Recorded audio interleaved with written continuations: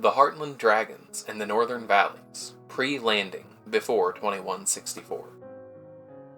The Northern Valleys region is the largest biome on Astilion, comprising the northern half of the continent. Colloquially and henceforth dubbed the Twin Valleys, this majestic land is composed primarily of temperate forests of cedar and fir that grow around the mountains.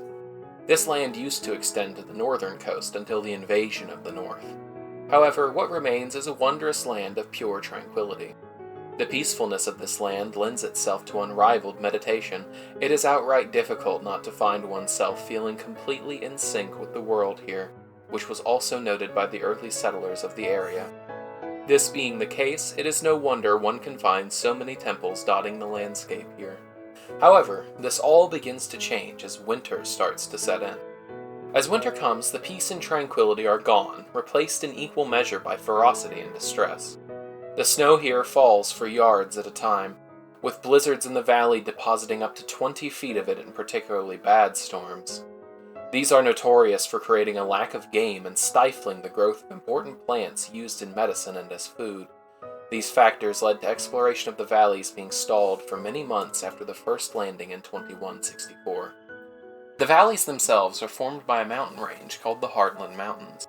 Located in the center of the continent, these mountains act as a bulwark against the unsettled savagery of the plains and the barbarous cacophony that has engulfed the woodland as of late.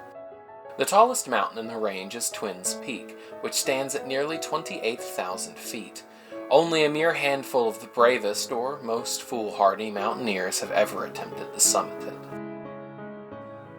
Barring the more mundane dangers of such ascents, the Heartland Mountains pose a particularly perilous challenge to those who do attempt the climb. The entire range is infested with dragons. The most common type of dragon spotted in the range is the white chromatic dragon, though other species exist here as well.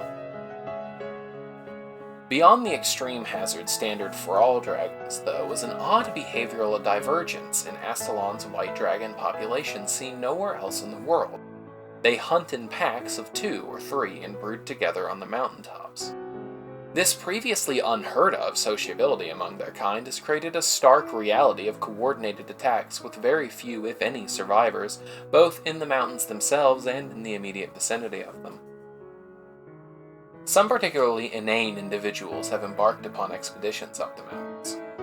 Many hope to find caves inhabited by these more socially inclined dragons in the hope of ransacking eggs. There are many tales told of fools hoping to tame or even ride the dragons raised from these eggs. Though such absurd goals that would not be out of place in a children's story are frequently presented in quite lofty and fanciful ways, none have ever succeeded, and it is almost certain that none will ever succeed. Despite the obvious guarantee of failure, it is also guaranteed that fools will continue to pursue such inane goals to their deaths until there are no more fools, thus, until the end of time. On the rarest of occasions, other chromatic dragon species have been spotted. However, only one account of repute has ever posited the sighting of a red dragon, that being the Burning, which occurred in Koman nearly 20 years prior to my writing this. In the evening, as the merriment of a festival being held that day was in full form, and as the setting sun was gleaming its final rays, a looming shadow was spotted far above the city.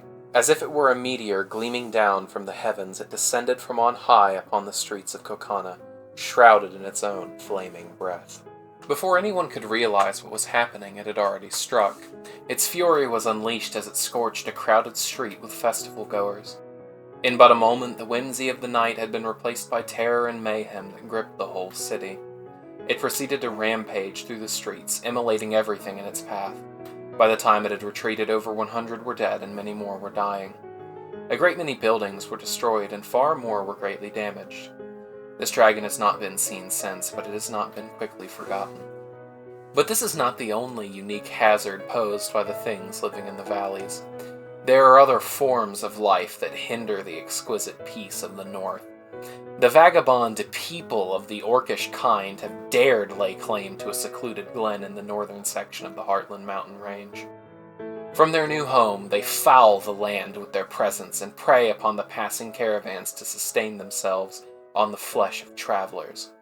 Of all the twin gods' graces and powers, Why they continue to allow this detritus to pervade the majestic north is a mystery to all, most of all to me.